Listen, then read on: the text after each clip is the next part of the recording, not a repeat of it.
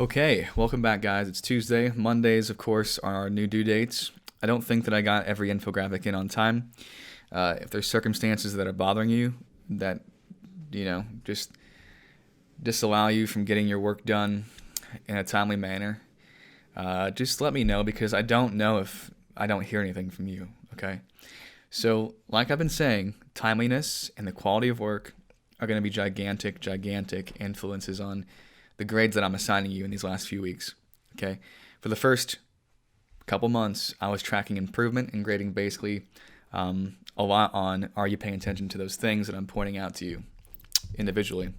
But now, quality of work and timeliness are going to be the biggest factors, and that might seem obvious to you, but I'm going to grade these differently because I need to make sure that you guys finish the semester clearly much in a stronger position than when you began it as designers. Okay, so if what the stuff that I might say in my critiques might seem direct or maybe a little bit critical, but I think I'm trying to get you guys to a point where I can actually really push you, and that's going to have to come from inside.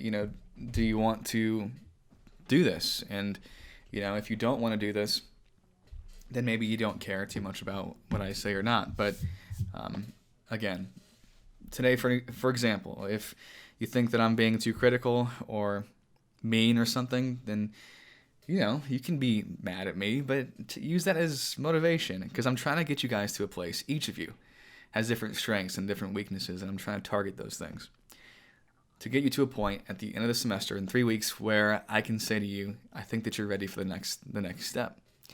And so I'm not sure if we're all there yet. So let's do some work in these last 3 weeks. Let's push ourselves and let's apply our feedback and let's spend time on this stuff because I'm still seeing work that I think is rushed way too much. Okay? It's not complete work, and I'm going to kind of point that out to you when I think it's appropriate, but of course in a way that's respectful and that benefits you in the end. Okay. Today, I'm going to do this video, which is a critique of your article, the second part. I have Anna's on screen right now. And the second video later on will be a special video that's not actually of my screen. It's more fun, but it's important that you watch it because at the end of it, I tell you what the plan is for this week and why. And then when I get all the infographics in, sometime during the week, I'll do a critique of that. But I want to give people the chance to really get that into me and do their best work on it. It's no excuse that it's late, unless you have an excuse and have told me. But I think it's important to do a critique when I have complete work in front of me. Okay, that's all the business, but let's do a quick critique of your guys' work on the articles, and then we'll move on to other things in the next video. So, Anna, I believe this is your most recent one, because I know you turned in multiple, and that's totally fine. I've done that plenty of times when I was in school. I just couldn't, I would see things that I would want to fix at the end and turn them in. So I think this is an improvement from your first one, which is the CNN layout. She had the CNN Amazon article, because the images in this are very purposeful, and they create visual interaction between both pages. I like how that image of the track on the right-hand side is angled up, so there's some direction involved. If that was just straight across, it wouldn't be as interesting. It would still be a nice photo, but I like the interaction between both pages. I like that it's done on black because it makes these images pop. I think that you could do it on white too, or on actually, I'm not sure if I would go to different colors as backgrounds very much, but it works on black quite well. And I can see that you pulled these colors, these blues, greens, from the image itself. You have the blue from the track padding, and the green from some of those accents on the vehicles. So that's a good thing to do oftentimes, is if you're trying to find colors that make sense and are going to mesh in with your design, you look to your photography to see themes. And I think you did a great job with that. I like how you pulled out quotes and made them a different font. That's a good idea. And there's definitely structure between seeing the title the subtitle or the introduction, the body copy, which is your normal kind of text kind of font for articles, and then your call outs, which are, a bolder, thicker font. So I like that you have just 2 fonts in here and you just use them differently. What I would suggest potentially with this is that you don't probably want to center one text area and the rest of it being left aligned, right? So maybe what I would do is, if you're going to left align everything else and there's one thing that's sticking out as being centered, maybe left align that thing as well. You could argue that potentially these text boxes are just slightly too close to the edges. What I would suggest for that is just kind of bump these down a little bit and extend these borders a little bit to give them some extra padding. So it's not really that bad, but I think giving things just a little bit of extra padding in those boxes is going to be a good idea.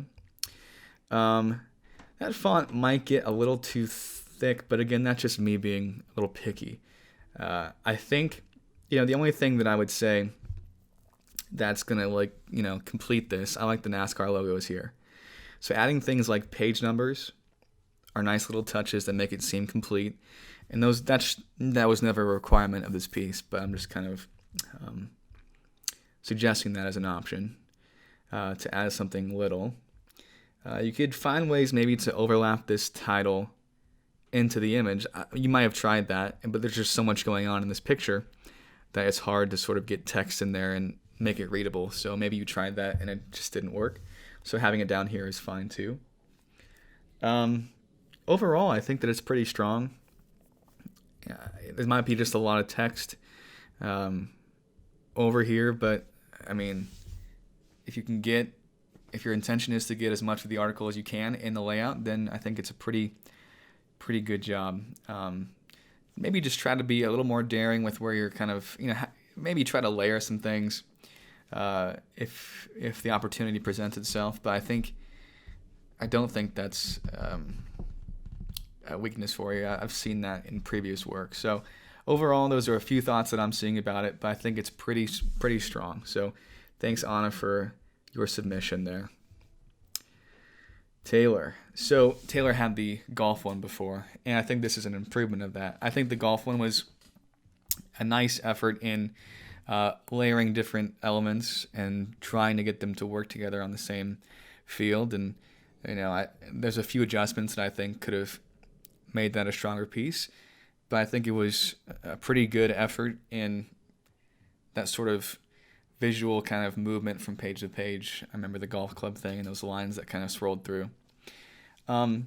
This is a very sort of rectangular design, but it's a theme that's carried through the entire thing. So you've got like these squared off lines, you have just elements of squares and rectangles everywhere, and that's become a theme. Now, because that becomes a theme, I'm not sure if you need like the paint splatters, because it seems to like not necessarily mesh with that rectangular sort of style. But I do like how you repeated this texture and made it part of your background on the right-hand side. So there's very, very clear interaction between both pages, and it works as a spread. And you have elements that have visual interest and, of course, interest in content on both pages. At first when I saw this, I thought, maybe those boxes are hugging that text too much.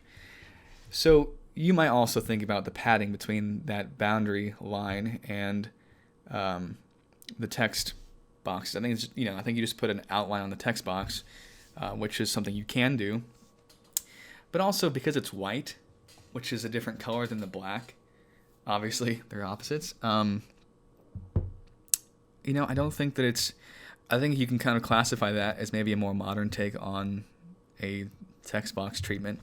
I might like to see it also with some more padding with the outline around the text. I mentioned that in Anna's layout, so it'd be fair for me to say that for you as well. Maybe you tried that, but kind of like the way that these boxes looked really tight around those text boxes. But I think there's a lot of space, a lot of room for you to kind of just move around the page and not be so crammed by anything. So paint splatters, maybe get rid of them and maybe put this, if you want to call something out like that, you might want to put it in the same font as your title, which I think is actually an appropriate font for this kind of piece. So Taylor, good job with yours. Test student didn't turn his in. What a douche. Bailey, let's see if I can get this to load up here. Should. I'll come back to yours.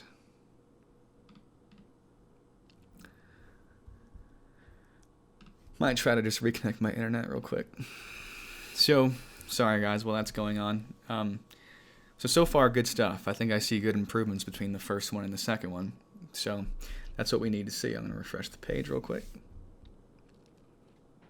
Thanks for kind of working through my technical difficulties here. Let's go to Bailey's, as I sort of I intended before. Okay, so Bailey, I like the different. So it's pretty clean. I like that you're kind of doing some fun things with backgrounds and images, and I think that that's creative. The one thing, Bailey, that I know you're a Photoshop user, and that's a program that you've got. So sometimes you just have to kind of work with what you have. But the one thing, Bailey, that's going to put you over the edge into really sort of entering the next level is just structuring your text with a little more, I guess structure would be the right word, even though I just said structure. But yeah, what that would mean would be to, make the body copy smaller, because you can kind of see that in some of these different treatments, like on Taylor's or in Anna's, like the body copy is smaller, which allows you the chance to make breaks between lines.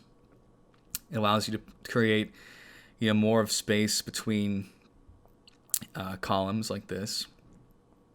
And it also allows you to make larger differences between titles, subtitles, and that body copy, which is sort of a visual structure that people tend to sort of prefer because it allows them to see different things on different levels. So what I would recommend for you, my friend, and practice this as much as you can, make your body copy smaller.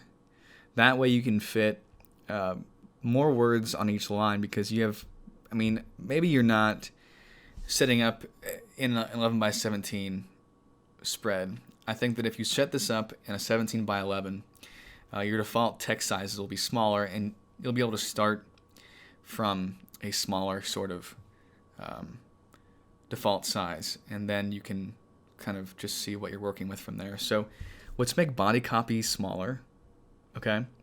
And with titles, I think that they're large enough, but I think you can still maybe find some different bolder fonts that maybe could work better as a title font, and think about how to maybe put that title maybe on that page with the photo, or do something with text over here.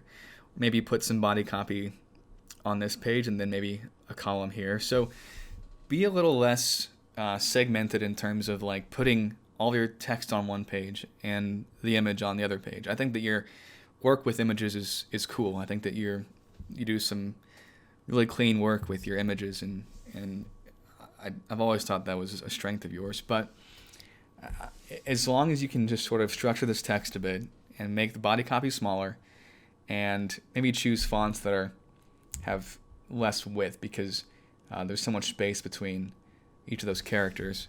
So find a better body copy font that helps you create space between paragraphs and between columns. That creates an easier kind of just visual for the readers, because it sort of looks like one gigantic blob of text. So let's try that. Make text smaller. Make sure you're setting this up in a 17 by 11 spread, and that should help you sort of start smaller, and then if you want to make things a little bit larger, you can. And then try to do something fun and creative with the titles.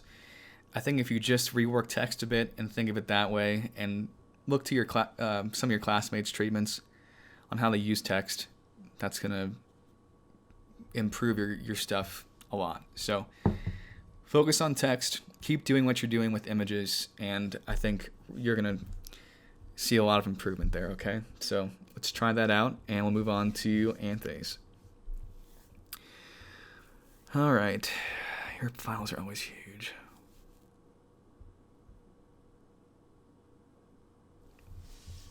So, Anthony typically seems to start with white space and not do so much with backgrounds, which is a nice way to sort of, I think, start things out. Because if you fill the entire spread with something, a color or a background image, you're already starting to kind of limit yourself, right?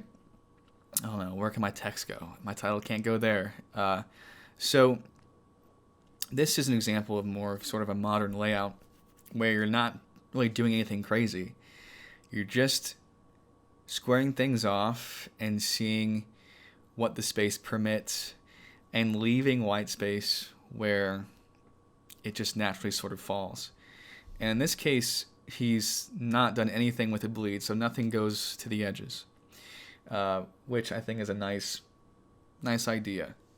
I mean, I think this page could have gone to the edges and been fine, but it's a theme for him to keep those margins, sort of there in this spread. And of course, adding small little features like that's photo number 1 and this is photo number 2. Those are little tiny little things you can add in that add just a little bit of just sort of this feeling that this is a complete design. It's kind of a weird thing because they're just such small elements, but adding in small features like that's something that Anthony does very well. But if you guys can find ways to add small features, it starts to look more complete. Like, I don't know, something to think about for everyone. A few things here, Anthony. If you want to do the margin thing, what I would suggest is that your margin remains the same on perpendicular sides. So if this is your margin here, I would suggest doing the same margin up here and down here. If not, bring this a bit further in so it matches this margin and this margin. I like the drop shadow effect. Just real subtle. The right alignment is daring, but I think it works fine. Sometimes it bothers people because it's not going to square up totally to this page edge, but it squares up to this picture, and I think that you've found that you can create some natural margins and some space if you start to pay attention to how things kind of align, like in these areas, and like you can kind of see what I'm talking about. So because you right aligned this and left aligned this, everything looks square, and there's these paths of space that kind of flow between the layout. Overall, I think it's pretty strong. You could do some minor adjustments. You can play around with some font in these titles, but I think that there's a nice balance between the fonts that you chose, and if you fix some of those margin things, I don't think that I could suggest anything different. So, nice job, Anthony, on this one. And finally, Alyssa's. So, Alyssa, I'm going to push you to expand on this one, and there's more information to come about opportunities for that in the special video that I'll do later today. So look for that later today. But this is an example of if you decide to go with this large image in the background, you're kind of limiting yourself on what you can do with text and other elements that you want to add, such as other photos. So when this kind of arrives at this point, it has a scrapbook feel, but I know that you don't probably want that kind of feeling.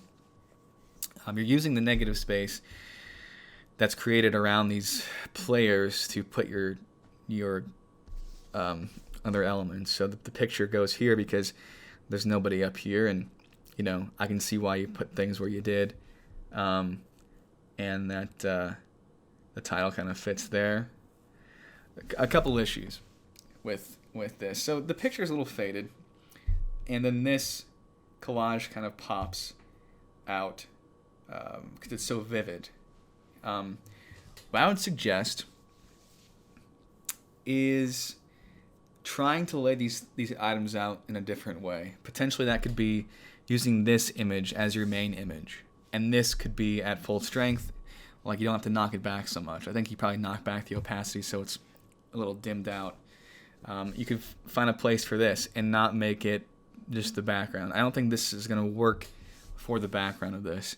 So maybe doing something with this, I can envision this kind of laying maybe across the spread in a certain way, or, kind of laying across like 3/4 the way, and then you have a black or red or white potentially background in which you're structuring text a bit. I would do it in columns. I think for articles, they hold together better if your text is in columns, not like these massive blocks, because then it looks like just, these two gigantic paragraphs that people are going to be like, oh, that just looks like a lot. Yes, people are lazy inherently, and then the title, I don't know. I think that there's going to be a better creative way to bring that in. And because this image, there's a lot going on in that, you probably don't want to layer that in. Maybe you want to find different images. But I applaud you for trying to design something across the spread, starting with the background and seeing how those things kind of piece together. I just don't know if this is the best solution for that yet. I think you can do better. I think that if you make a more brighter, vivid, visual image as the primary, and then find a place for something like this to go separately and layer that in, but make it smaller. And then, of course, put text in, but don't box it up like this. Let it sit out in negative space on the color or background that you choose, and put it in columns, and move those columns around in places that are, fitting and interesting.